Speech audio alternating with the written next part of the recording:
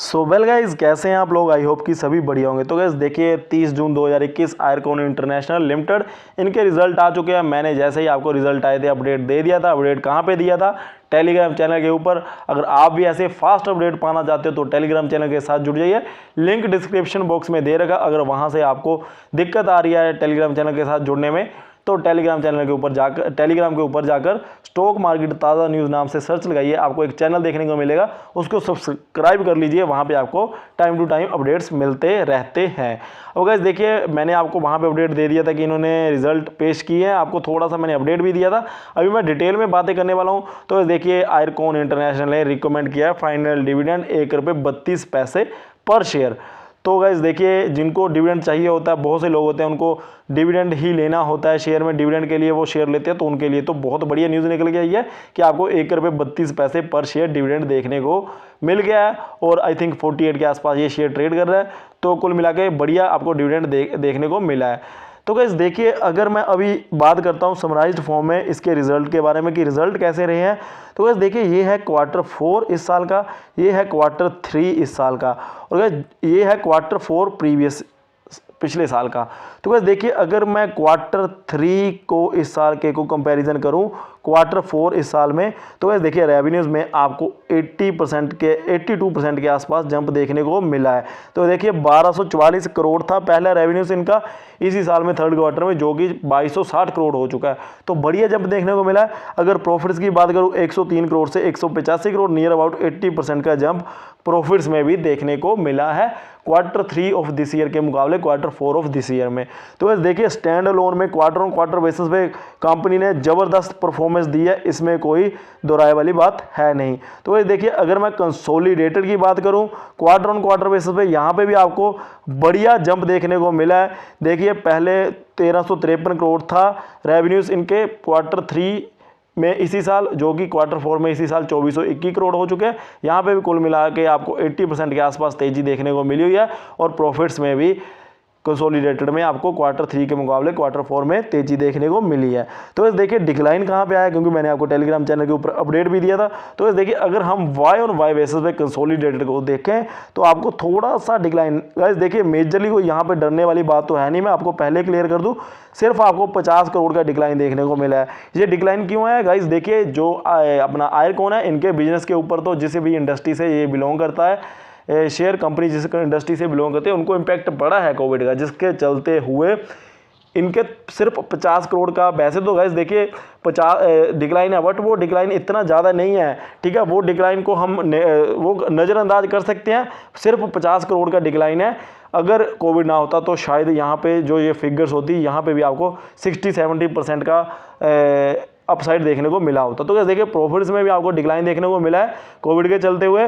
देखिए गाइस, मैंने आपको एक बात बोली थी कि जो IRFC है उसके रेवेन्यूज़ और प्रॉफिट्स में आपको डिक्लाइन नहीं देखने को मिलेगा। सिमिलरली वैसा ही हुआ, क्योंकि उनकी इंडस्ट्री कुछ हो रहा है, उनका बिजनेस मॉडल कुछ हो रहा है, उसमें आपको डिक्लाइन नहीं देखने को मिल रहा था। बट यहाँ पर आपको बिल्कुल मामूली सा डिक्लाइन देखने को मिला है। इसके बारे में आपको वैसे तो कोई चिंता वाली बात होनी नहीं चाहिए। तो गाइस देखिए, अब जिन लोगों ने डिटेल में रिजल्ट देखने हैं कि हाँ भाई कौन से एक्सपेंस कितने हुए हैं, तो उनके लिए ये शीट मैंने लगा दी आगे, आप यहाँ पे देख सकते होंगे। तो गाइस देखिए, क्या हमें खरीद के चलना चाहिए या हमें बेच देना चाहिए जिन्होंने होल्ड करके रखा है, तो मैं आपकी सभी की बातें क्लियर कर देता हूँ।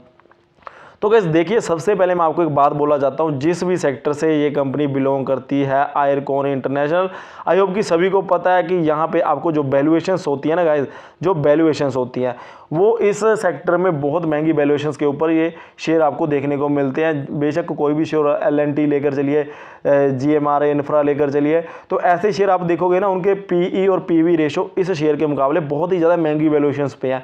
तो वैसे देखिए, उन चीज़ों को अगर देख के चले, या फिर उनकी अभी रेवेन्यूज़ की बात करें। अब रेवेन्यूज़ देखिए गाइस, अब आपने ये नहीं बोला कि हाँ रेवेन्यूज़ में 50 करोड़ का डिक्लाइन आया। ये देखिए कि कंपनी Q4 में अच्छी परफॉर्मेंस दे रही है पिछले क्वार्टर के मुकाबले।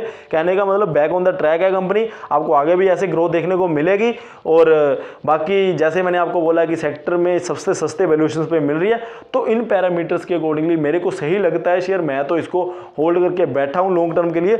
इवन मैंने बहुत से लोगों को पोजीशन बनाने के लिए कहा था, तो उनको मेरे ख्याल से अब देखिए मैंने आपको बोला था, कुछ ही दिन पहले वीडियो बनाई थी आयरकॉन की, कि जैसे रिजल्ट आएंगे आपको मैं हम अपनी पोजीशन को फिर से रिव्यू करेंगे कि हमें रखनी है या फिर हमें काटनी है पोजीशन। तो वैसे देखिए अगर मेरे अकॉर्डिंगली मैं तो अपनी पोजीशन नहीं काट रहा हूँ, ठीक है। मैं क्यों नहीं काट रहा हूँ, क्योंकि मैंने आपको बता दिया मुझे इसकी वैल्यूएशन सस्ती लग रही है, पी/ई रेशियो सस्ती लग रही है। और गाइस देखिए अभी इन्होंने डिविडेंड भी दिया है, फाइनल डिविडेंड, जिसके चलते हुए जैसे उसकी एक्स डेट आसपास आती रहेगी 1-2-4 रुपए की रैली और भी देखने को मिल जाएगी। तो गाइस देखिए इन चीज़ों के चलते हुए मैं तो इसको नहीं बेचने वाला हूँ। हाँ गाइस देखिए एक और बात है, अब क्या ट्रेंड चल रहा है, जैसे किसी शेयर के रिजल्ट आते हैं खासकर पीएसयू स्टॉक में, उनमें डिक्लाइन देखने को मिल जाता है, तो थोड़ी सी रैली आती है और 1-2 दिनों के बाद सेशन के बाद उनमें डिक्लाइन देखने को मिल जाता है। तो जो भी लोग पैनिक वाले होते हैं, जिन लोगों ने देखिए स्विंग ट्रेड के लिए लेना होता है ना शेयर, अब स्विंग ट्रेड के लिए मैंने आपको एक मन्नापुरम फिनांस दिया था, आई थिंक 14 जून को दिया था, मैंने आपको 20 रुपये प्लस के टारगेट दिए थे। तो देखिए आज उसने 10 रुपये के, तब 160 के आसपास बोला था कि बाय कर लीजिए,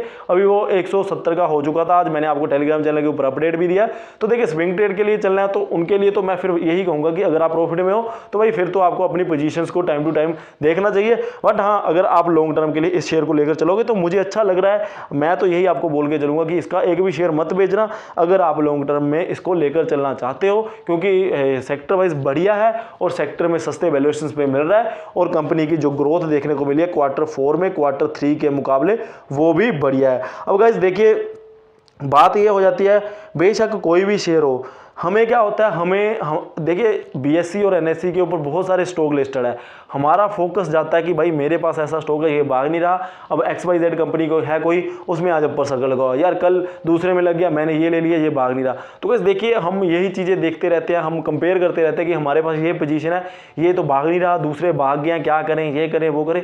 तो बस देखिए हर एक शेयर का टाइम आता है, रैली है, रैली से पहले ही अपने पोर्टफोलियो में रखोगे तो बेनिफिट में रहोगे, अगर रैली में भागता वो स्टॉक पकड़ने की कोशिश करोगे 100% लॉस ही होता है। तो बस देखिए जो ये पीएसयू स्टॉक है, आयरकॉन है, IRFC है, 1-2 और भी शेयर मैं यहाँ पे आपको बता सकता हूँ, ठीक है। तो गाइस इन शेयर में ना अगर आपको उतनी जल्दी फास्ट मूवमेंट नहीं देखने को मिलता है तो आपको एक एश्योरेंस रहती है कि भाई आपका पैसा नहीं डूबने वाला, वो भी एक अपने आप में सही बात होती है। अब बहुत से लोगों के माइंड में ये भी बात आती है कि अगर शेयर मार्केट में पैसा लगाया ही है तो हमें तो तेज पैसा कमाना है। तो गाइस देखिए वो आपके ऊपर डिपेंड करता है, हमने आपको मैं तो आपको कभी ये बात सजेस्ट करता ही नहीं हूँ कि हाँ 100% कैपिटल लगा दीजिए। हाँ आप उतनी कैपिटल तो लगा कर चलिए ना जो कि हाँ अगर आपको इन फ्यूचर जो हम रिकमेंड कर रहे हैं वो अगर आप कॉल नहीं ले रहे हो तो आपको इन फ्यूचर रिग्रेट ना हो कि हाँ भाई हमें पोजीशन बना के चलनी चाहिए थी।